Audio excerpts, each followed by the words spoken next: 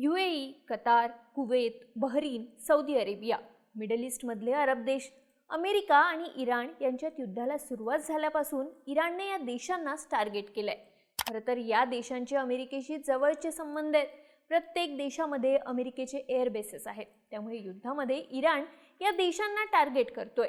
इराणच्या हल्ल्यांमध्ये दुबई, अबुधाबीचं मोठं नुकसान झालं. कतारच्या दोहावरही हल्ले झाले. सौदी अरेबियाची राजधानी रियादवरही अटॅक झाला. आता इराणकडून अशा प्रकारे नॉनस्टॉप हल्ले केले जात असतानाही हे अरब देश इराणवरती प्रतिहल्ला करत नाहीयेत. महत्त्वाचं म्हणजे या देशांनी इराणवरती हल्ल्यासाठी अमेरिकेला त्यांचे एअर बेसेस वापरण्याची परवानगी दिली नाहीये. इराण सातत्यानं अटॅक करत असला तरी अरब देशांनी अजून तरी संयमाची भूमिका घेतली आहे. पण असं का? इराण अरब देशांवरती हल्ले करत असताना ते देश त्याला उत्तर का देत नाहीयेत? अरब देश इराणवरती प्रतिहल्ला का करत नाहीये? समजून घेऊया या व्हिडिओच्या माध्यमातून. नमस्कार, मी दिव्या आणि तुम्ही पाहताय बोलभिडू. युद्धात अरब देश अजूनही इराणवरती हल्ला करत नाहीयेत यामागचं पहिलं कारण म्हणजे हल्ला केला तर अरब देशांनी प्रो इस्रायल भूमिका घेतली असा मेसेज जाईल. मुळात इराणवरती युद्ध कोणी लादलं आहे तर इस्रायल आणि अमेरिकेने. इस्रायल आणि इराण हे एकमेकांचे कट्टर शत्रू आहेत.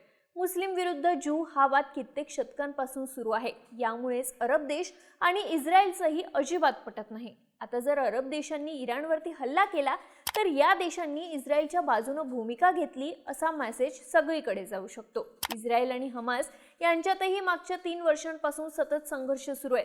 पॅलेस्टाईनच्या गाझाच्या मुद्द्यावरती इराणनं सातत्यानं हमासच्या बाजूने भूमिका घेतली आहे. अरब देशही हमासच्या बाजूनच उभे राहतात. इस्रायल गाझामध्ये जे काही करतोय ते चुकीचं आहे हेच अरब देश आंतरराष्ट्रीय पातळीवरती सांगत असतात.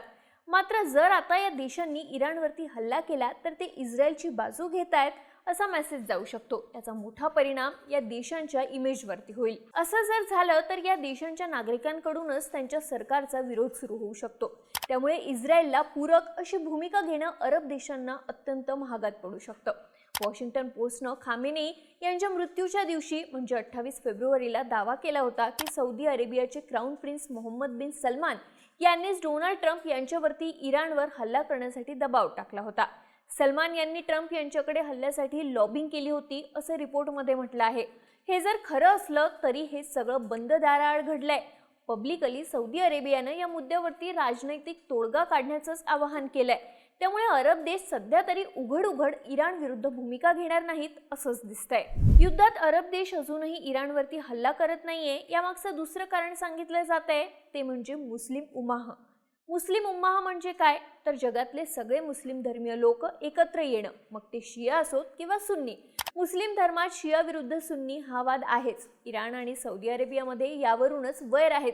मात्र मुस्लिम विरुद्ध ज्यू हा वाद त्यापेक्षा मोठा आहे.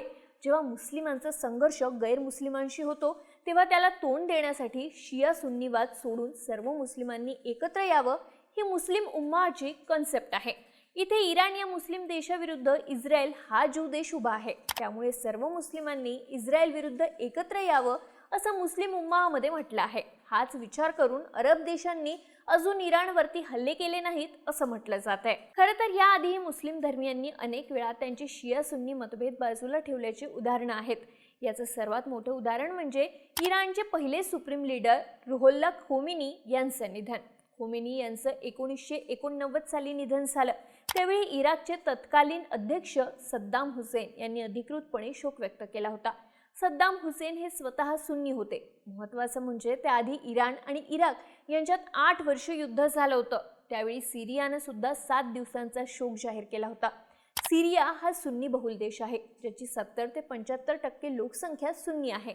खोमेनी यांनी 1979 साली इराणमध्ये शाह राजवटीविरुद्ध इस्लामिक क्रांती केली. त्यावेळी सुद्धा काही सुन्नी गटांनी त्यांचं समर्थन केलं होतं. त्यामुळे आता सुद्धा हीच उदाहरणं डोळ्यासमोर ठेवून अरब देश इराणवरती हल्ला करत नसल्याचं म्हटलं जात आहे. युद्धात अरब देश अजूनही इराणवरती हल्ला करत नाहीये यामागचं तिसरं कारण सांगितलं जात आहे ते म्हणजे जर अरब देशांनी हल्ला केला तर मिडल ईस्टमध्ये फुल स्केल युद्ध सुरू होऊ शकतं, जे अरब देशांनाच महागात पडेल. इराणनं अरब देशांना धमकी दिली आहे की जर त्यांनी इराणवरती हल्ला केला तर इराण या देशांमधली महत्त्वाची ठिकाणं जसं की राजांचे पॅलेस आणि ऑइल रिफायनरीजना टार्गेट करेल. अरब देशांची अर्थव्यवस्था ही मोठ्या प्रमाणात तेलावरतीच अवलंबून आहे. जर इराणनं तेल रिफायनरीजवरती हल्ला केला आणि यामध्ये रिफायनरीजचं नुकसान झालं तर या देशांची अर्थव्यवस्था कोलमडण्याची भीती आहे. इराणनं सौदी अरेबियाच्या अरामको कंपनीच्या तेल रिफायनरीवरती हल्ला करून हे दाखवून दिलंय. मिडल ईस्टमध्ये जर फुल स्केल युद्ध झालं तर UAE, कतार, बहरीन सारख्या अरब देशांमधल्या पर्यटनाला याचा मोठा फटका बसू शकतो. तेल आणि पर्यटनावरती अवलंबून असलेली या देशांची अर्थव्यवस्था युद्धामुळे प्रभावित होऊ शकते. त्यामुळे या देशांची युद्ध नको अशीच भूमिका आहे. दुसरीकडे इराणबद्दल बोलायचं झालं तर या देशावरती अनेक वर्षांपासून निर्बंध आहे. त्यामुळे हा देश आता सेल्फ सफिशियंट झालाय. त्यामुळे युद्धाचा या देशाच्या अर्थव्यवस्थेवरती मोठा परिणाम होणार नाही. त्यामुळेच अरब देश हे युद्ध टाळण्याचा प्रयत्न करतात. म्हणून ते सध्या तरी इराणवरती हल्ला करत नाहीये असं बोललं जातंय. असं जरी असलं तरी सध्या मिडल ईस्ट मधली स्थिती अत्यंत नाजूक आहे. इराणकडून सातत्याने अरब देशांवरती हल्ले होत आहेत. यामुळे आता अरब देशही इराणला उत्तर देण्याच्या तयारीत असल्याचं बोललं जातंय. या मुद्द्यावरून कतार आक्रमक झालाय.